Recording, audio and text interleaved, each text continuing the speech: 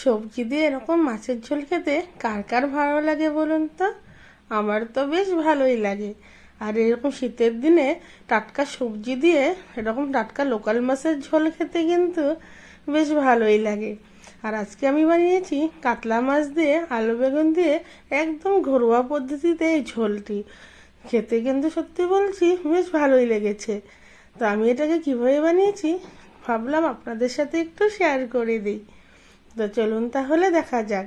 আর আপনারা যদি আমার চ্যানেলে নতুন দর্শক হন তাহলে আমার এই ভিডিওটিতে লাইক কমেন্ট অ্যান্ড শেয়ার করার সাথে সাথে আমার চ্যানেলটিকে সাবস্ক্রাইব করার অনুরোধ রইল। চলুন তাহলে দেখা যাক। এখানে আমি লোকাল কাতলা মাছকে ভালো করে ধুয়ে পরিষ্কার করে নিয়েছি। মাছটা খুব বেশি বড় নয়, তবে খেতে কিন্তু দারুণ টেস্টি ছিল।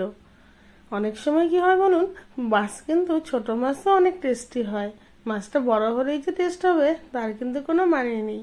তো মাছটাকে এখন আমি ভালো করে ম্যারিনেট করে নেব। দিয়ে দিলাম নুন, হলুদ গুঁড়ো, লঙ্কার গুঁড়ো, জিরে বাটা, আর দিয়ে দিব সামান্য সর্ষের তেল। সমস্ত কিছু দিয়ে মাছটাকে খুব ভালো করে একটু ম্যারিনেট করে নেব। আমি মাছের ঝোলের মধ্যে যেহেতু জিরে বাটা ব্যবহার করেছি, সেই জন্য মাছের ম্যারিনেটের মধ্যে বাটা জিরেটাই দিয়ে দিলাম। তবে আপনারা কিন্তু এখানে জিরের গুঁড়ো ব্যবহার করতে পারেন। তো মাছটাকে ভালো করে ম্যারিনেট করে 10 মিনিটের মতো রেখে দিয়েছি। এখন কড়াইতে তেল গরম হয়ে গেছে, এর মধ্যে এক এক করে মাছগুলোকে দিয়ে ভালো করে উল্টে পাল্টে লাল লাল করে একটু ভেজে নেব। মাছটাকে একসাথে সবগুলো মাছ দিইনি, আধাটা মাছ এখন কড়াইয়ের মধ্যে দিয়ে ভালো করে মাছগুলোকে এপিট ওপিট করে ভেজে নেব। এই কাতলা মাছের ভাজাও কিন্তু ডালের সাথে খেতে বেশ ভালো লাগে। গরম গরম মাছ ভাজা আর ডাল, লেবু, বাস আর কিছুর প্রয়োজন নেই। মাছগুলো এক সাইড ভাজা হয়ে গেছে, এখন উল্টে নিয়ে অপর পাশটিও খুব ভালো করে ভেজে নিচ্ছি। শীতের দিনে কিন্তু এই সবজির ঝোলটা গরমের থেকে কিন্তু ঠান্ডার দিনে খেতে বেশ ভালো লাগে। আমার মাছ আধাগুলো ভাজা হয়ে গেছে, এখন বাকি মাছগুলো ঠিক আমি একইভাবে ভেজে নিচ্ছি। আর এখানে মাছের ঝোল বানানোর জন্য নিয়ে নিয়েছি আলু আর বেগুন। আলুটাকে আমি একটু জলের মধ্যে নুন জল দিয়ে একটু ভাপিয়ে নিয়েছি। আর এখানে ফোড়নের জন্য দিয়ে দিলাম শুকনো লঙ্কা, তেজপাতা আর মেথি। এই মাছের ঝোলের মধ্যে আমি কিন্তু মেথি ফোড়ন দেব।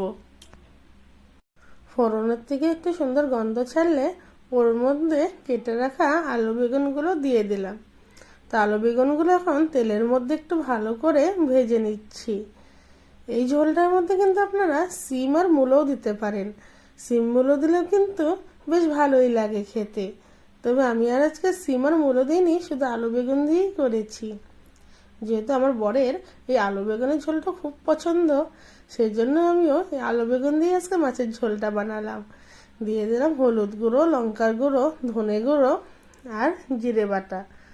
এখন মশলার সাথে সবজিটার সাথে একসাথে করে খুব ভালো করে মিশিয়ে নিয়ে একটু মশলাটাকে খুব সুন্দরভাবে কষিয়ে নিব। দিয়ে দিলাম সামান্য জল। জল দিয়ে এভাবে নাড়াচাড়া করে ভালোভাবে মশলাটাকে কষিয়ে নিচ্ছি যতক্ষণ না মশলাটার থেকে খুব সুন্দর করে তেলটা ছেড়ে আসছে। আর ঝালের জন্য এখানে দিয়ে দিলাম কাঁচা লঙ্কা। লঙ্কাগুলোকে আমি এভাবে 2 টুকরো করে দিয়ে দিলাম। আমার ঘরে যেহেতু বাচ্চা আছে, সেই জন্যই লঙ্কা আমি বেশিরভাগ এভাবেই দিয়ে দিই, যাতে বাচ্চাদেরও খেতে কোনো অসুবিধা না হয় আর বড়দেরও কোনো অসুবিধা না হয়। আর দিয়ে দিলাম স্বাদ। দেখুন মশলাটা খুব সুন্দরভাবে কষানো হয়ে গিয়েছে আর মশলার থেকে কিন্তু তেলও ছেড়ে দিয়েছে। এখন সবজিটাও খুব ভালোভাবে ভাজা ভাজা করে নিয়েছি। এখন এর মধ্যে আমি দিয়ে দিব পরিমাণ মতো ঝোলের জন্য জল। জলটাকে আমি একটু গরম করে নিয়েছি।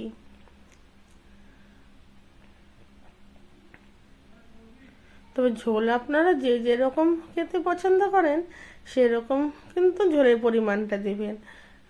আমাদের ঘরে যেহেতু খুব বেশি ঝোল লাগে না, আমরা একটু শুকনো খেতে পছন্দ করি, সেই জন্যই কিন্তু ঝোলের পরিমাণটা একটু কমই দিলাম।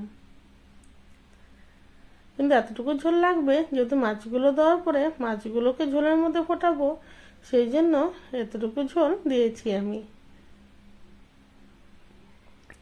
ঝোল যখন এইভাবে ফুটতে শুরু করবে তখন ওর মধ্যে আমি এক এক করে মাছগুলোকে দিয়ে দিলাম।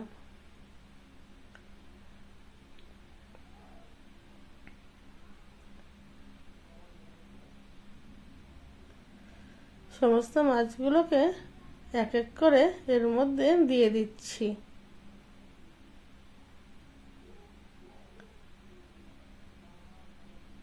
এখন মাছগুলোকে দিয়ে ভালোভাবে একটু নাড়াচাড়া করে এখন একটু ঢাকা দিয়ে 10 মিনিটের জন্য ভালো করে ঝোলটাকে ফুটিয়ে নেব। দেখুন মাছের ঝোল কিন্তু আমাদের প্রায় রেডি হয়ে এসছে। এখন এর মধ্যে দিয়ে দিব বেশ খানিকটা ধনেপাতা কুচি।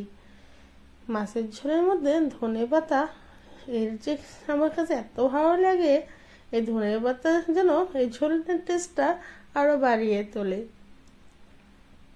তবে আপনারা যারা ধনেপাতা খেতে পছন্দ করেন না, তারা কিন্তু এখানে ধনেপাতা নাও দিতে পারেন। ধনেপাতা দিয়ে ভালো করে একটু ফুটিয়ে নিয়েছি। এখন কিছুক্ষণ ঢাকা দিয়েই পরিবেশনের জন্য সার্ভ করে নেব। 10 মিনিট ঢাকা দিয়ে রাখার পর আপনাদেরকে দেখাই যে এই মাছের ঝোলের ফাইনাল লুকটা কেমন হয়েছে। শীতের রাতে যদি কোনো সময় রান্না করতে হয়, তবে এইভাবে সবজি দিয়ে এরকম টাটকা লোকাল মাছের ঝোল একবার বাড়িতে বানিয়ে দেখবেন, খেতে বেশ ভালোই লাগে। এই আলু বেগুনের ঝোল কিন্তু আমরা সবাই বাড়িতে বানিয়ে থাকি, আর এটা একদমই কমন রান্না। তবে এই কমন রান্নাটি আজকে আমি আপনাদের সাথে শেয়ার করলাম। তবে আপনাদের যদি এই ভিডিওটি ভালো লাগে, অবশ্যই কিন্তু আমার চ্যানেলটিকে সাবস্ক্রাইব করে আমার পাশে থাকবেন। আর ভিডিওটি দেখার জন্য আপনাদেরকে অসংখ্য ধন্যবাদ। আবারও একদিন আপনাদের সামনে আসব এরকম এক রেসিপির সাথে। ততক্ষণের জন্য ভালো থাকবেন, সুস্থ থাকবেন।